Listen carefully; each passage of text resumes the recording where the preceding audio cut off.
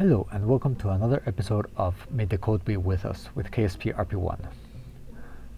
So we're finally at that point. We have our first orbital rocket, or what will hopefully become the first orbital rocket. This is the Giscard 2. So before going into this, I am trying to once again record live because for the previous episode I did notice a difference in sound quality for when I was doing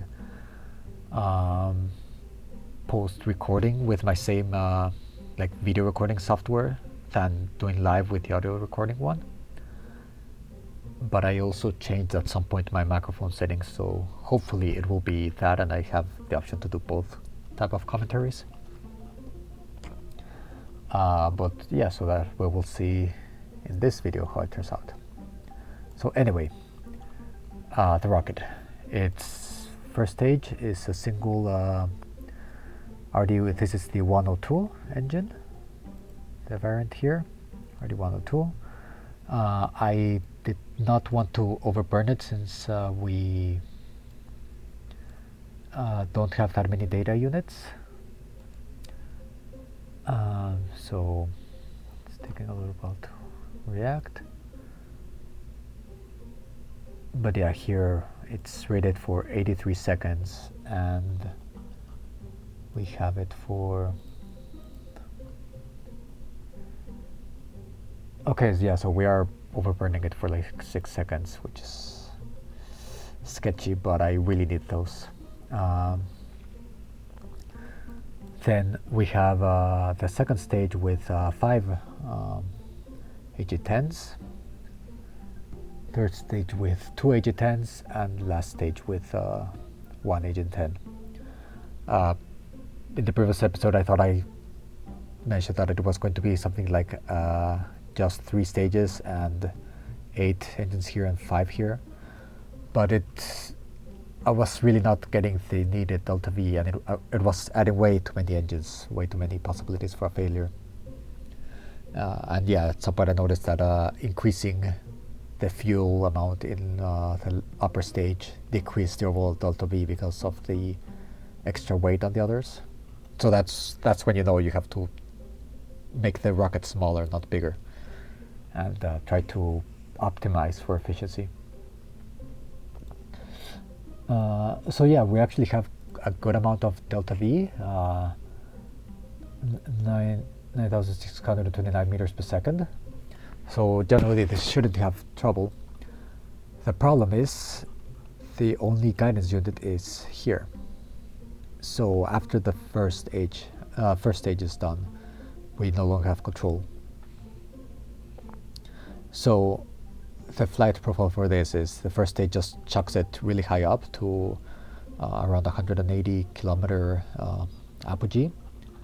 Then I do have thrusters here, just very simple. I did not want to give full authority to this with thrusters because I only have these single directional ones.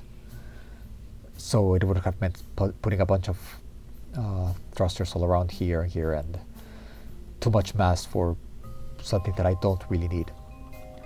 So what this is going to do is just chuck it really high up. I'm not going to separate the stage once it's burned off.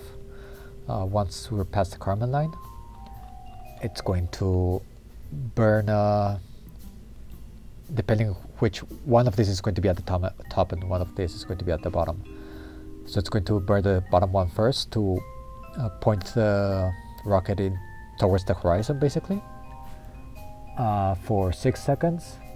And then when the rocket is almost at the horizon, this one is going to burn, well, the other one, for 6 seconds to basically just contract it and have the rocket stop rotating.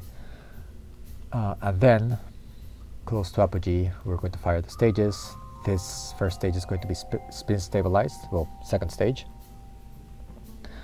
And yeah, it's just going to burn towards the horizon. And I already tested. It was getting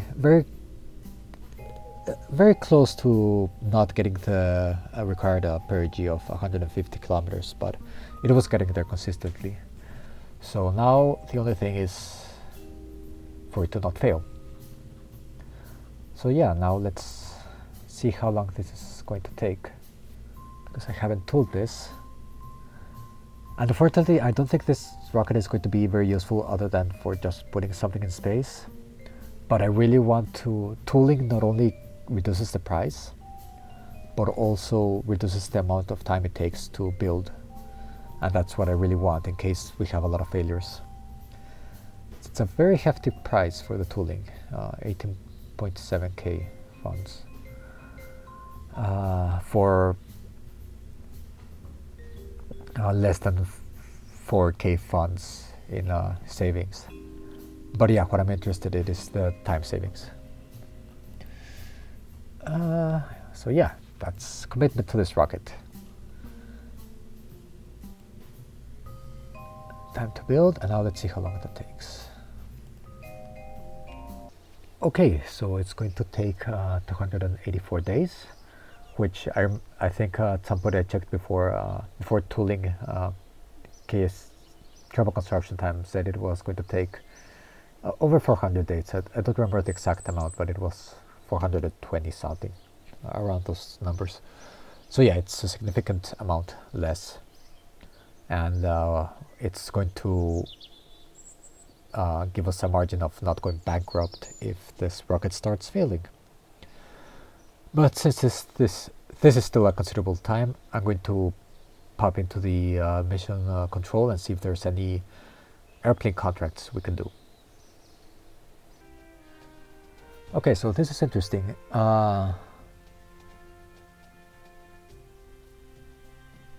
So I thought of at first that I had to complete the first Starbreak contract for the others to become available, but no, it's once you accept it. So in theory, I could also, it will probably show us the first polar orbit contract. That is tempting, but it's also risky. I'll probably start testing, do a few other test launches and see if I have enough delta V to get into a polar orbit.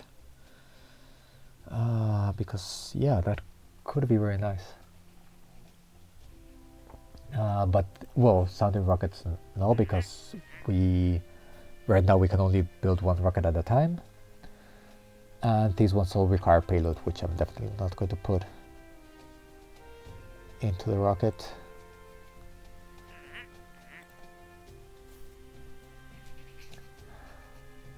Well, these ones also would probably be the rocket, but I don't know if to wait for heat shields and do like a full orbital return, or just because it takes a while for the experiments to run, so doing it just a hop out of the atmosphere is not really going to give me that much science.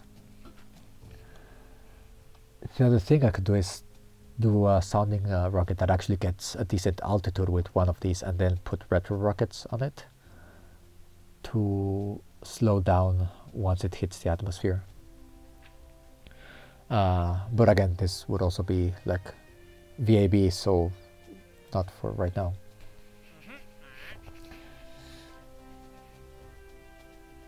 80,000 meters with a crewed aircraft. Huh.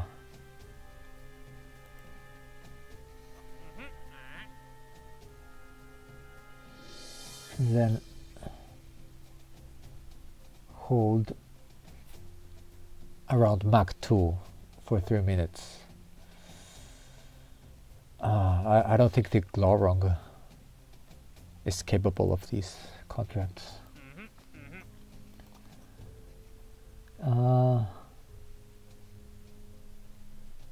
I mean, we barely got to 30 kilometers in the previous run, but that was also because I was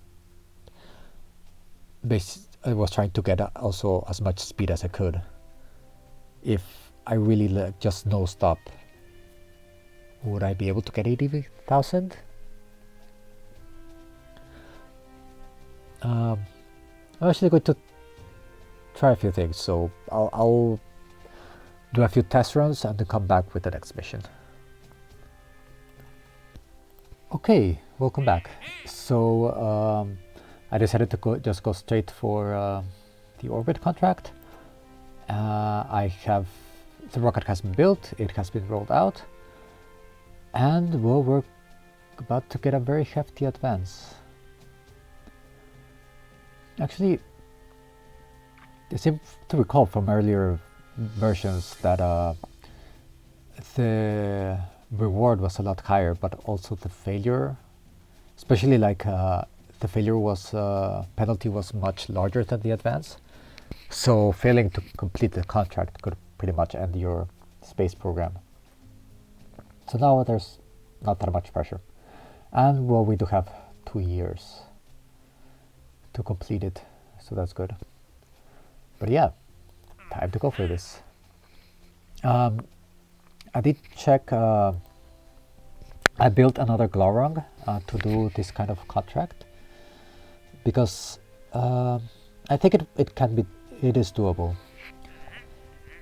But yeah, I decided to just go for orbit, and then I'll do one of these once Valentina is about to retire. So yeah, let's see how this goes. Okay, here we go. I am not going for polar orbit. In fact, I did not even check like which contracts we unlocked now that I accepted the first orbit contract. Let's have this thing. First, artificial satellite. Yeah, so minimum perigee of 150 kilometers. This rocket might be able to get into polar orbit because I do have 2,000 units of electric charge here, which before, in one of my first iterations of the rocket, I put 2 of the starting guiding units here, which sucked up a lot of power. So I needed to give it a more electric charge to even be able to complete the burn into orbit. But now I have a procedural avionics unit here, and it uses a lot less electricity. So I could potentially change this for a nose cone and get a lot more delta V out of the last stage.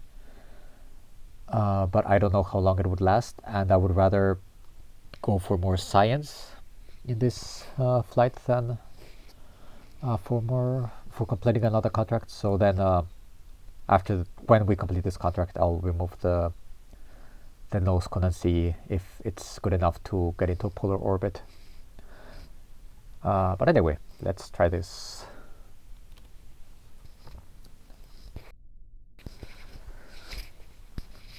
Right, I have to set this up.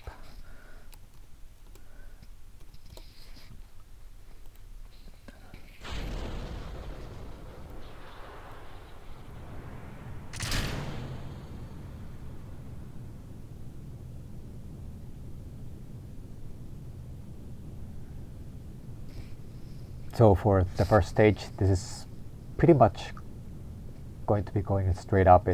I don't think it ever goes below 70 degrees in pitch.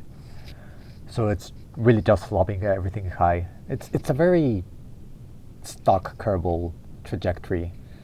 I think a lot of people in stock KSP just launch straight up, and then once they're at a reasonable altitude, they point at the horizon and burn, which works there because the burn times are a lot shorter, so it's not as inefficient. But here, yeah, it is not the most efficient way of doing this.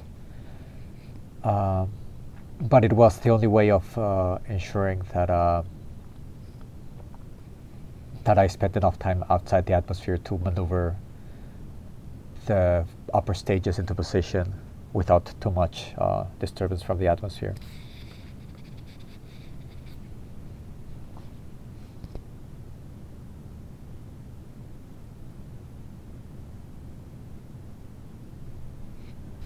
It's also another thing that I'll probably have to fiddle around with my polar orbit contract a little bit. If I choose a slightly shallower trajectory, I'll probably get a more efficient use of my delta V.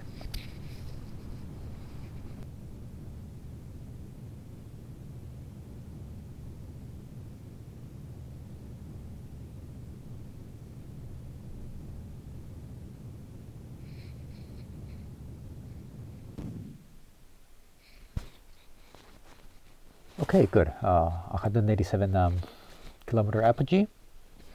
So now this thing is just going to coast until past the Kármán land and then start maneuvering the entire rocket to point towards the horizon.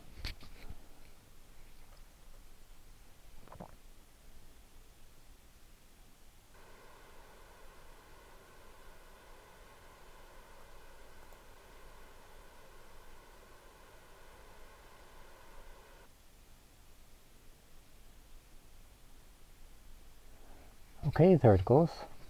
So yeah, it's just simply a 6-second burn with this thruster, and then once we're pointing at the horizon, 6-second burn with this one.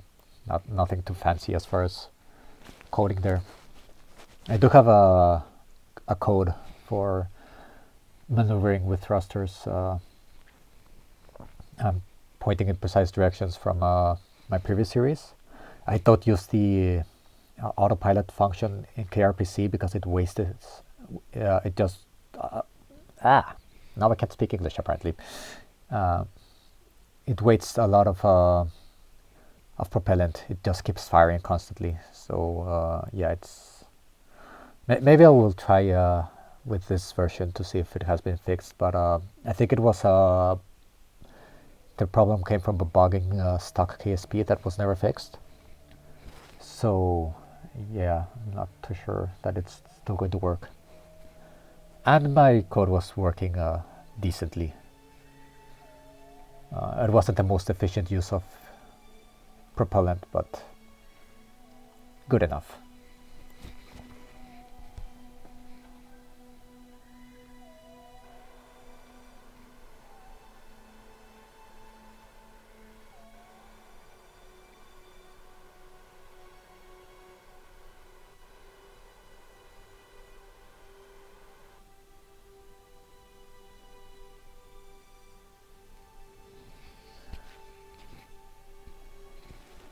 Okay, we're all aimed. And up it goes.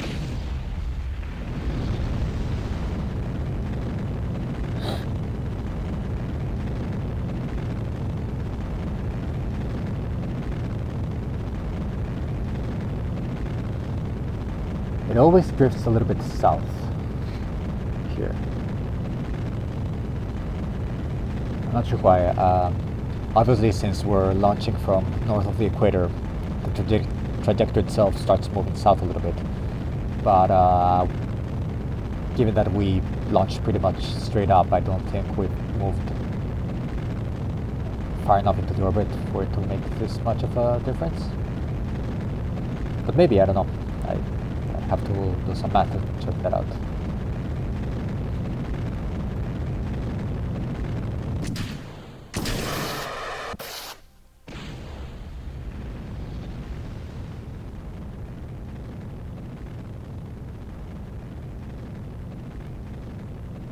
Okay, so now we're past our apogee and starting going down, but everything looks nominal.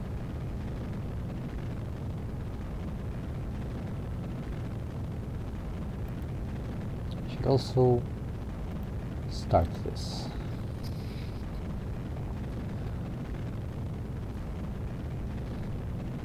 We want to get as much science as possible from this mission. We're 9 science points away from the next upgrade.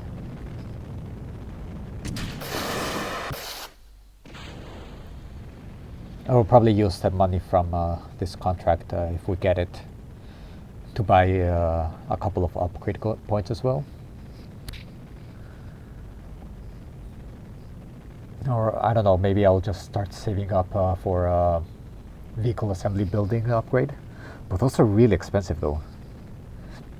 It's I think 1 million funds, and yeah, we're 233,000. Yeah, it's still a long ways to go.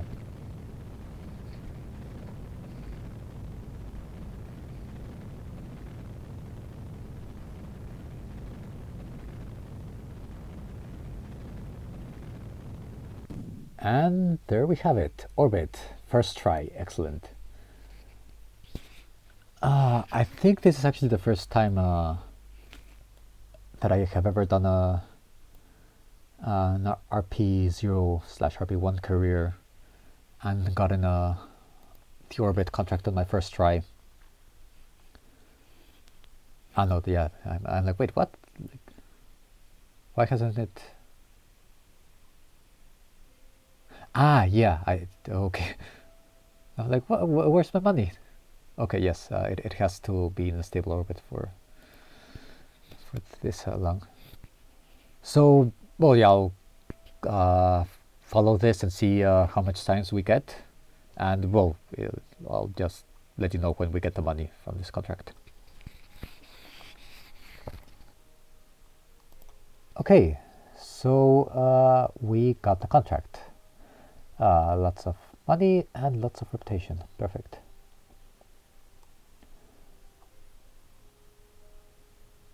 And now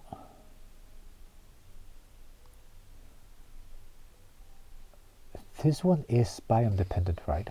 If this one isn't biome dependent, I'm going to face palm really hard right now, because then I could have just gotten rid of the battery. Well, let's see. I'll going to follow this until it runs out of power. Okay, so I'm pretty sure we have not gotten Savannah. So apparently, yeah, this, I thought that the telemetry analysis was spam dependent. Wasn't there like, yeah, I'm an idiot. But I remember there was one experiment that was biome dependent from space, but it wasn't the temperature or the... Obviously this one is, yeah, invalid because we're in space. So yeah, there's not going to be any new science from this mission.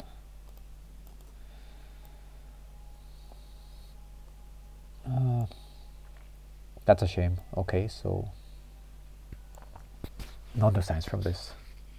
That's feels really weird. Like usually the first time you make orbit, it's the first time you can hit a lot of biomes.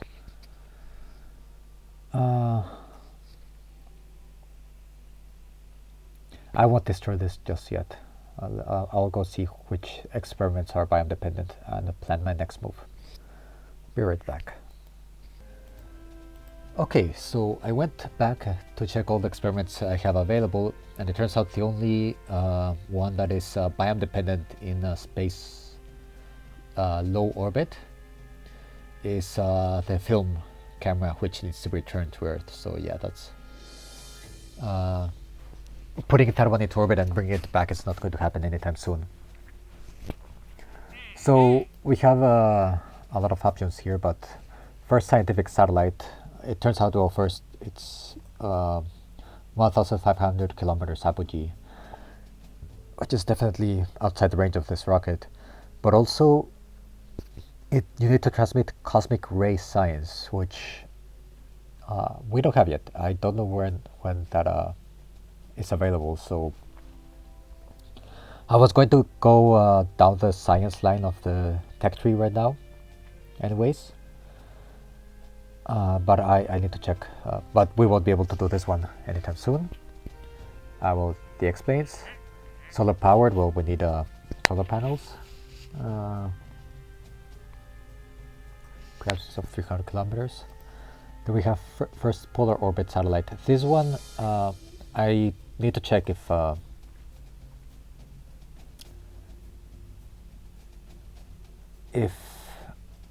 oh god, I just noticed something.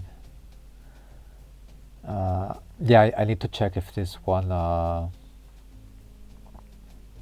if my rocket can achieve this, if I remove the battery and just use a nose cone instead.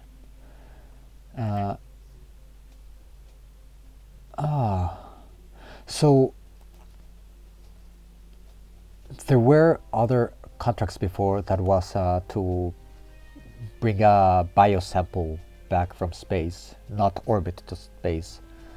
And it said that you needed a series of... so you needed to do that contract to get this past the Kármán line with a crewed vehicle contract.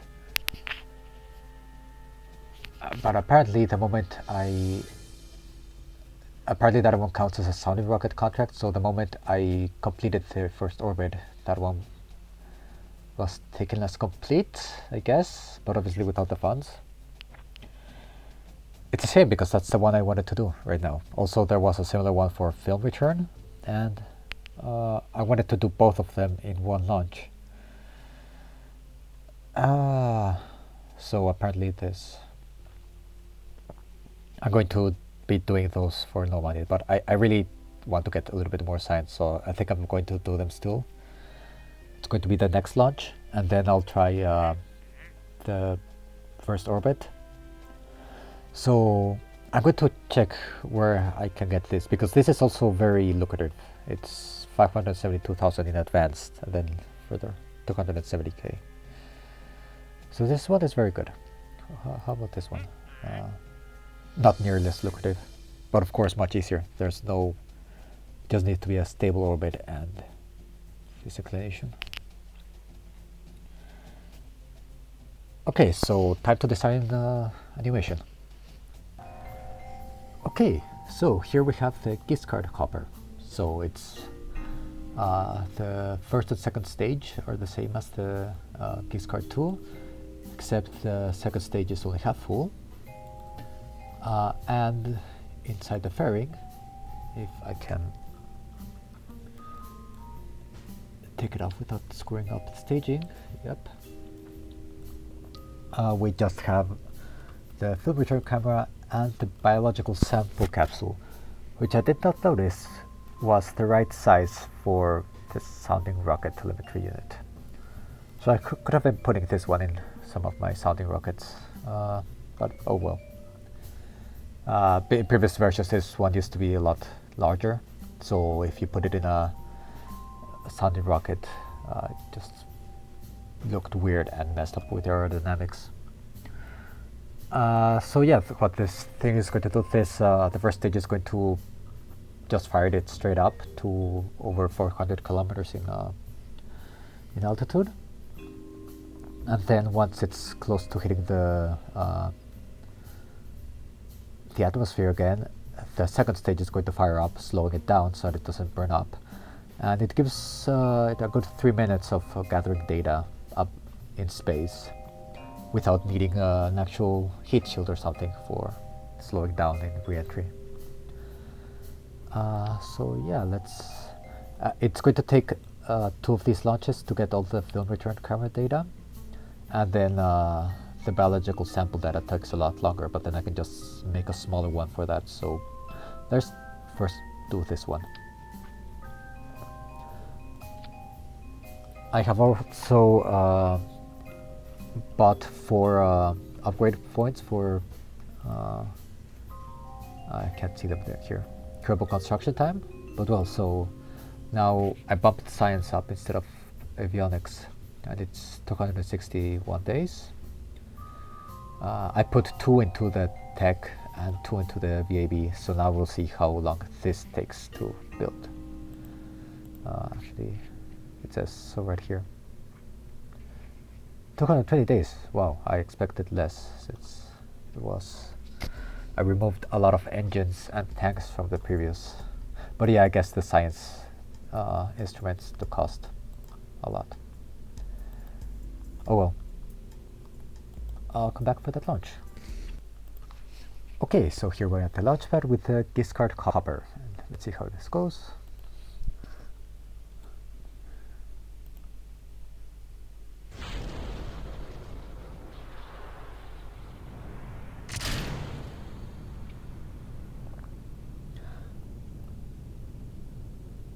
These launches will also help us gather more data units for this engine, because we're still quite low.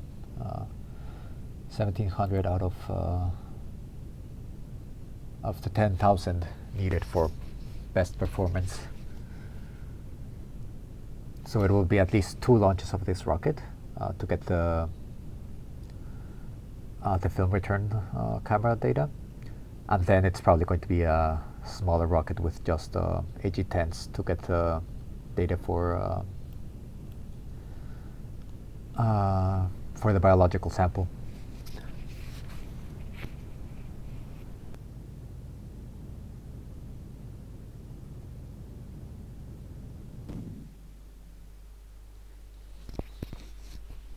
Okay, so that's Miko. Got Apogee at 432. Should give us probably around 3 minutes. No, more like. How long does it take to? Well, I'll see once the fairing opens, but I think I was 1 minute and 30 seconds short of all the time needed to get the film return camera sample. But I don't exactly remember. I think it needs 5 minutes or something.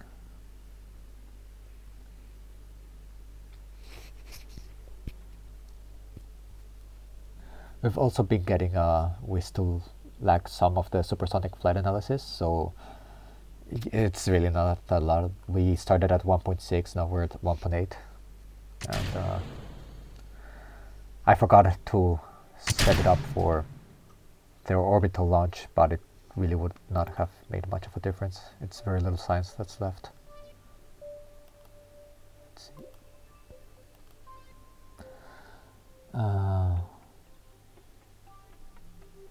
Yeah, no, I'll have to check that when we get back into the atmosphere. But yeah, this is running. Oh, it's 10 minutes, yeah. Oh, well, yeah, because we're 4 minutes. It's going to be at least 8 minutes in space. And this is 20 minutes, so yeah, it's going to take a few more launches.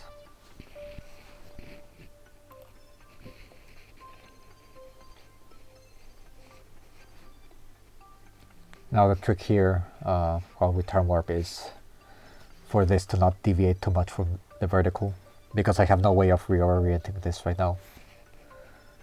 It's just going to fire whichever direction it's pointing at when it fires, which should be 140, I think I set up in the end. Yep. So the moment we hit official atmosphere in KSP.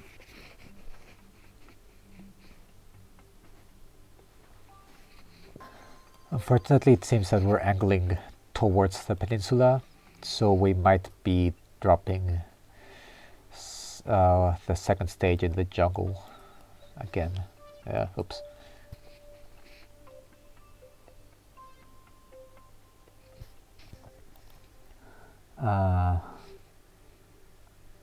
But yeah, it's going to be 1 minute short. Could have probably managed, like if I removed even more fuel from this stage, managed to get like all of it in one launch. But it's okay, we need the data points for the engine anyways, so another launch is not too big of a deal.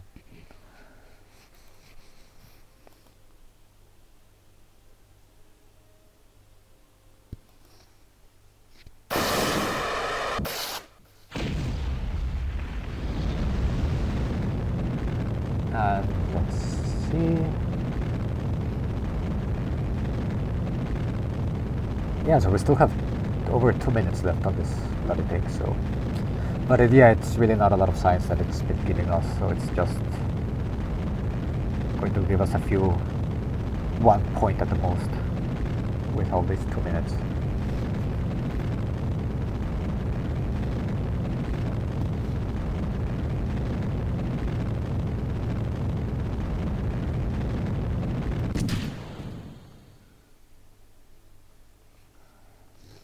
Okay, that's Seco, and we have decoupled the tank, and hopefully it will separate instead of bumping back into us when the parachute opens.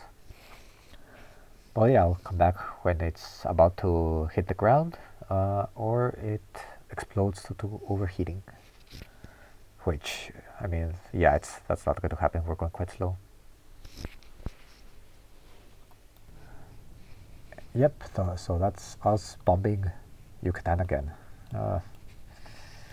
Need to get better on that.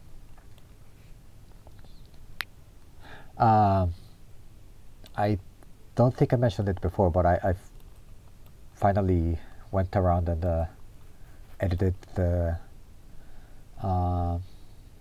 launch site file, and now the launch site is pointing. I don't think it's perfectly east, but it's east-ish. So we no longer launch over the KSC when launching into orbit. So that's good. Okay, parachute deployment. Weird KSP physics. The aerodynamics is still a bit off.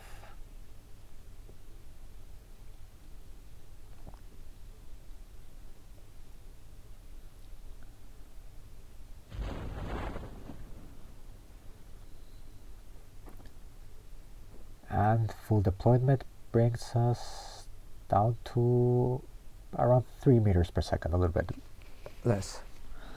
So yeah, perfectly acceptable touchdown speed. So I'll just follow this down and then come back in the Space Center to see how much science we got.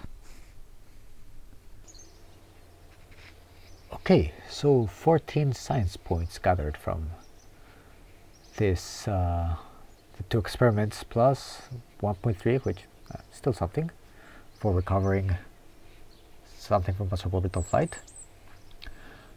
So yeah, that means we have another upgrade point, which I'll see where it goes off next. So I think I'm going to build another one of these rockets and launch it off camera. Then at some point I'm going to try to see if I can tweak the Giscard to reach a polar orbit by removing the battery and also maybe tweaking the ascent profile a little bit. But I think first I'm going to try to get also